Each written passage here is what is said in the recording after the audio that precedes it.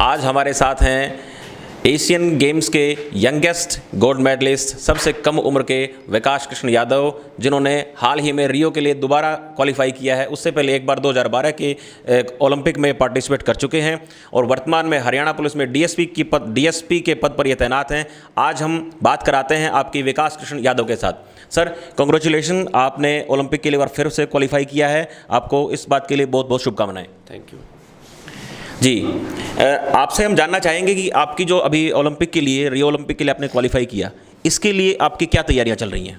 नहीं, हमारी तैयारियां बिल्कुल अंतिम चरण पे हैं। जैसे हमने पहले स्ट्रेंथ पे वर्क किया, फिर एंड्योरेंस पे वर्क किया और अब लास्ट टाइम आ रहा है, बिल्कुल एक डेढ़ हफ्ता बचा हुआ है, बहुत कम समय बच गया। तो अब हम स्पीड पे कंसंट्रेट कर रहे हैं, जो जाके ओलंपिक्स में हमारे लिए फ़ायदेमंद होगी। ज़्यादा से ज़्यादा हम स्पैरिंग करने की कोशिश कर रहे हैं, ज़्यादा से ज़्यादा टचिंग करने की कोशिश कर रहे हैं और अपने फिजिकल वर्कआउट को छोड़ के ज़्यादातर अपने बॉक्सिंग के वर्कआउट पर हम ध्यान दे रहे हैं अंतिम दिनों में। अब जैसे बॉक्सिंग के लिए अभी अपने इंडिया के जो ना 3 बॉक्सर इस बार क्वालिफाई कर पाए हैं। ये पिछली बार जैसे 7-8 बॉक्सर्स ने क्वालिफाई किया था, मेरे ख्याल में 8 बॉक्सर ने क्वालिफाई किया, जिसमें एक महिला बॉक्सर भी थी, मैरी कॉम। लेकिन इस बार सिर्फ 3 पुरुष जो है ना मैन क्वालिफाई कर पाए। ये इसके पीछे क्या इंडियन बॉक्सिंग फेडरेशन का ना होना एक कारण है? इस बारे में आप क्या कहेंगे? जी हाँ, बिल्कुल। मैं खुद भी इस बात को पर्सनली मानता हूँ कि पिछली बार हमारे 8 बॉक्सर्स थे और इस बार मतलब 4 भी नहीं हैं, 3 हैं। मैरी कॉम भी नहीं हुई ओलंपिक के लिए क्वालिफाई। तो मतलब आप ये देख सकते हो कि कहीं ना कहीं हमारी फेडरेशन हमारे साथ नहीं था, इसलिए हमको इस चीज़ का खामियाजा भुगतना पड़ा। और पिछली बार से हमें इस बार स्ट्रॉन्ग होकर आना था। हमारे टारगेट था पिछली बार हम 8 हुए तो हम 9 करें, 10 करें या पूरे 13 करें। लेकिन आप ये देखिए हम सिर्फ 3 पर सिमट के रह गए और 2 हमारे सिर्फ लास्ट में हुए हैं। तो मतलब ये कहीं ना कहीं हम फेडरेशन की बात मानते हैं, फेडरेशन की चूक मानते हैं। हमारे पास फेडरेशन नहीं है तो हमारे पीछे कोई फ्लैग नहीं है, तो इसी वजह से हम ज़्यादा बच्चे क्वालिफाई नहीं हो पाए। नहीं, बाकी इंडिया के अंदर पोटेंशियल की कोई कमी नहीं है। हमारे काफ़ी बच्चे ऐसे रहे जो बिल्कुल क्लोज फाइट्स के अंदर हमें हार का सामना करना पड़ा, जो वहाँ क्वालिफाई हो सकते थे बहुत ईजीली। आप 75 वेट कैटेगरी में आप इंडिया के लिए पार्टिसिपेट कर रहे हो। आपको इस वेट कैटेगरी में कौन से कंट्री के ऐसे स्पोर्ट्स पर्सन होंगे, बॉक्सर्स होंगे, जिनसे आपको लगता है कि मुकाबला बिल्कुल बराबरी का रहने वाला है? नहीं, जैसे अभी आप देख लें, मेरे वेट में 28 बॉक्सर्स हैं मेरे को मिला के। तो मेरे अलावा जो 27 हैं उनमें से 22-23 को मैं आज के दिन हराने का मादा रखता हूँ। और उसके बाद जो सिर्फ जो 3-4 बॉक्सर बच गए, जैसे एक क्यूबा का है, एक उज्बेकिस्तान, एक कजाकिस्तान, उनके साथ मेरा बराबरी का मुकाबला। मैं कहीं भी उनसे कम नहीं अपने आप को आंकता, उन्हें हराने की क्षमता रखता हूँ, बशर्ते वो दिन सिर्फ मेरा होना चाहिए। बस बाकी जो किसी भी कंट्री के बॉक्सर के साथ मेरी फाइट हो जाए, दिन पर निर्भर करेगा कौन किसको हरा पाएगा। ठीक बात है जी। आपने कहा कि मेरे अंदर वो स्ट्रेंथ है उनको हरा पाने की, जो वर्ल्ड के, जो क्यूबा के बॉक्सर हैं या फिर एशियन कंट्रीज़ के बॉक्सर हैं, जिनके साथ इंडिया के बॉक्सर्स की मतलब बिल्कुल बराबरी का एक मुकाबला रहता है। तो आपकी कौन सी ऐसी स्ट्रेंथ है, कौन सा ऐसा मतलब स्टेमिना है जिसके बल पर आप कहते हो कि भाई मैं उनको परास्त कर सकता हूँ, उनको डिफीट कर सकता हूँ? आपकी स्ट्रेंथ क्या होगी? देखिए, मैंने अभी अपना वेट गेन किया है, तो इसी वजह से मेरे अंदर स्पीड होगी उनसे फालतू। हालांकि मैं पावर के अंदर उनसे लैग करूँगा, लेकिन मेरी स्पीड उनसे फालतू होगी। अगर मैं अपनी स्पीड से खेलता हूँ और जो मैं नेचुरल गेम है मारना और थोड़ा साइड लेना, मारना और साइड लेना, तो मुझे लगता है मैं आराम से कर लूँगा उनको। मारने की जहाँ तक बात आती है, मारने में आप कहते हो कि भाई मैं पंच मारता हूँ, तो पंच आपका कौन सा फेवरेट पंच है जो आप अपने विरोधी को धराशायी करना चाहेंगे जिस पंच के द्वारा आप? देखिए, बॉक्सिंग के अंदर 6 पंचेज होते हैं और 6 के 6 ही मैं ट्राई करता हूँ। वो परिस्थिति के अनुसार देखते हैं कि भाई अगर इसको एक पंच नहीं लग रहा तो हम दूसरा ट्राई करें, दूसरा नहीं लग रहा और हम 6 के 6 पंच नहीं लग रहे तो हम कोई कम्बिनेशन ट्राई करें या और कोई स्ट्रेटजी ट्राई करें।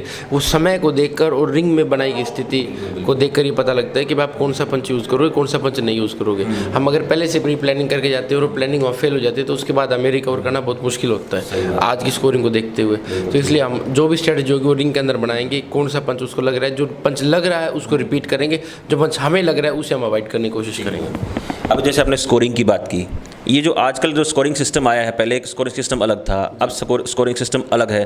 क्या इस स्कोरिंग सिस्टम का कोई मतलब बेनिफिट है या फिर उसकी वजह से कुछ खिलाड़ियों को कुछ नुकसान भी होते हैं? नहीं, जैसे ये स्कोरिंग सिस्टम पिछले 3-4 साल पहले इंट्रोड्यूस किया था और फिर उस टाइम ही हमें बहुत मुश्किल लग रहा था।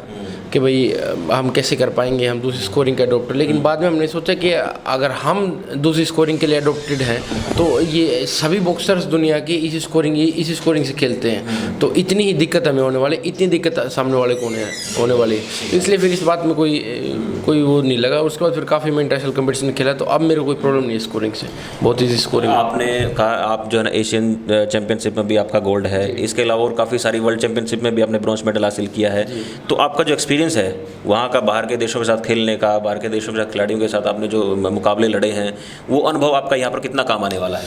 नहीं, बिल्कुल। जैसे मैं 12 ओलंपिक की बात करूँ तो उस टाइम मेरे को अनुभव कम था, मैं सिर्फ 2 ही इंटरनेशनल कंपटीशन खेला था सीनियर के, और अभी देखें तो मेरी कंपटीशन की गिनती 10 हो चुकी है, तो मैं काफ़ी एक्सपीरियंस हो चुका है, और साथ ही साथ मैं यूथ भी हूँ अभी, और एक्सपीरियंस भी काफ़ी है, तो मेरे को नहीं लगता मैं इससे अच्छी शेप में कभी लाइफ के अंदर आ पाऊँगा। मैं पूरे तरीके से तैयार हूँ ओलंपिक्स के लिए, और बस यही दुआ करता हूँ देशवासियों से कि अपने जितना भारतीय कंटिजेंट है उन सब के लिए दुआएं कीजिए, क्योंकि कहीं ना कहीं जब मुकाबला बराबरी का होता है तो कहीं ना कहीं दुआएं मैटर करती हैं, मेरा खुद का ये मानना है। तो आप सभी लोग दुआएं कीजिए भारतीय टीम के लिए।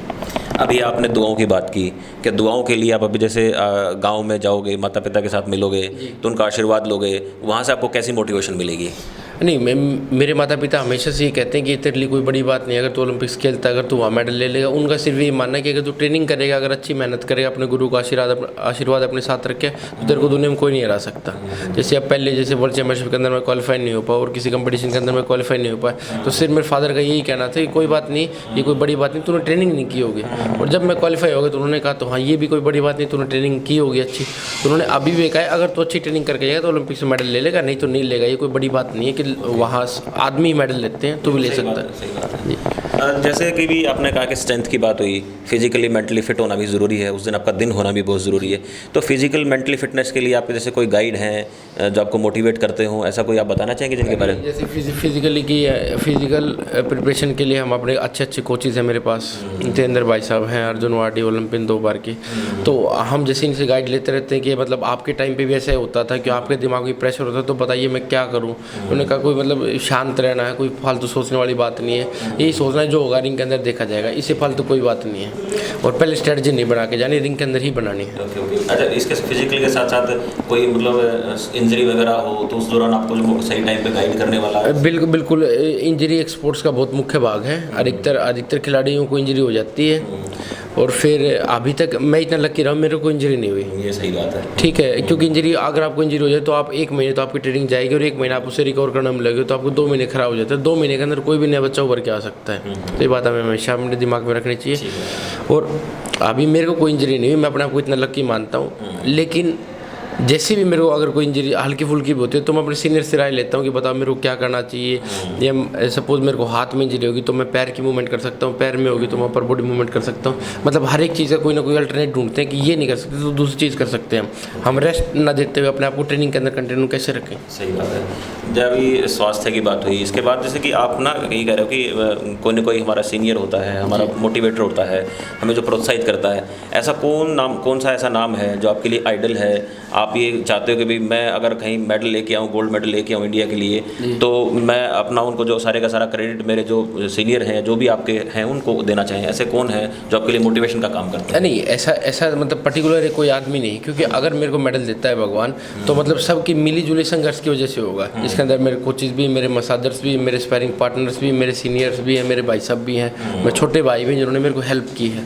मतलब मेरा मेडल पर्टिकुलरली किसी एक के लिए नहीं होगा, वो सबके लिए मतलब इंडिया के लिए आपका जी, वो इंडिया की दुआएं हैं, लोगों की दुआएं साथ रहेंगी जब आप बिल्कुल लोगों को मेरा मेडल किसी पर्टिकुलर आदमी को नहीं होगा, मेरा मेडल पूरी इंडिया के लिए समर्पित होगा। बिल्कुल। जैसे अभी बात चल रही थी बॉक्सिंग की, जैसे आजकल प्रो बॉक्सिंग का भी एक ज़माना आ गया है, तो प्रो बॉक्सिंग में आपने पार्टिसिपेट किया है, प्रो बॉक्सिंग आप खेले हो, प्रो बॉक्सिंग का क्या फ्यूचर देखते हो? उससे खिलाड़ियों को कहाँ तक ये देखते हो कि भी खिलाड़ियों के से आर्थिक रूप से भी लाभ मिलने वाला है, और आने वाला इसका जो भविष्य है इंडिया में, वो कैसा आप देखते हो?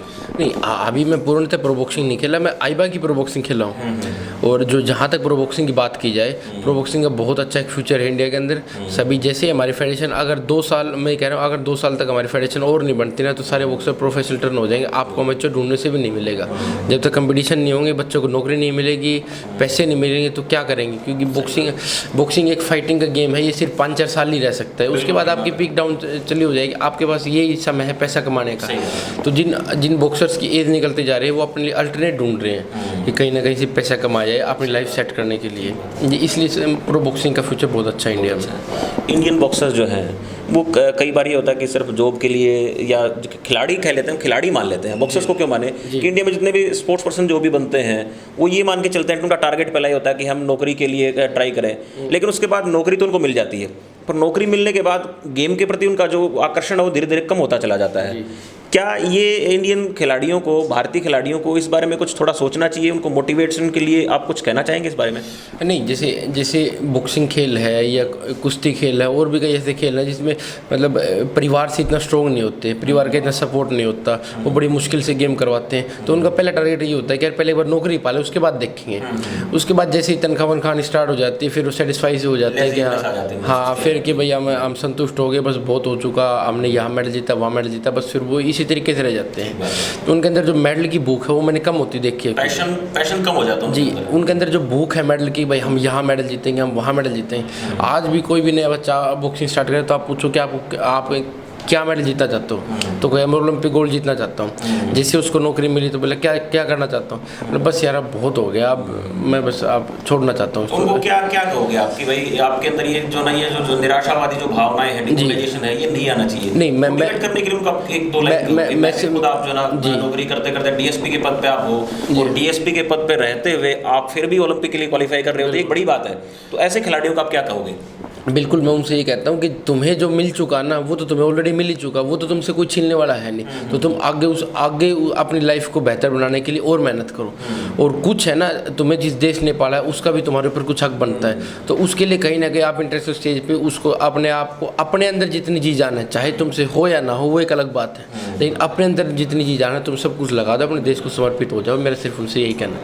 आखिर में रियो ओलंपिक आप जा रहे हो, 2016 रियो ओलंपिक में आपकी जो ना अब चंद दिन बाकी हैं, तो उससे पहले आके एक छोटा सा मैसेज इंडिया के जो जितने भी इंडियन हैं उनको आप एक मैसेज और अपना जो पंच का जो अंदाज़ उसी अंदाज में आप इंडियन क्या मैसेज देंगे, जिस तरीके से आप देना चाहोगे, एक छोटा सा मूवमेंट करके दिखाएं। नहीं, मैसेज पूरे देशवासियों को मेरी तरफ से ये मैसेज है कि आप पूरे भारतीय कंटिजेंट के लिए दुआएं कीजिए, किसी भी खेल को आप कम मत आंकिए, और आप है ना सभी खेलों को बराबर रख के चले। ये नहीं आप क्रिकेट को कम दे रहे हो, हॉकी को फालतू दे रहे हो, या बॉक्सिंग को कम दे रहे हो, किसी खेल को ज़्यादा दे रहे हो, सभी खेलों को आप बराबर सोचिए।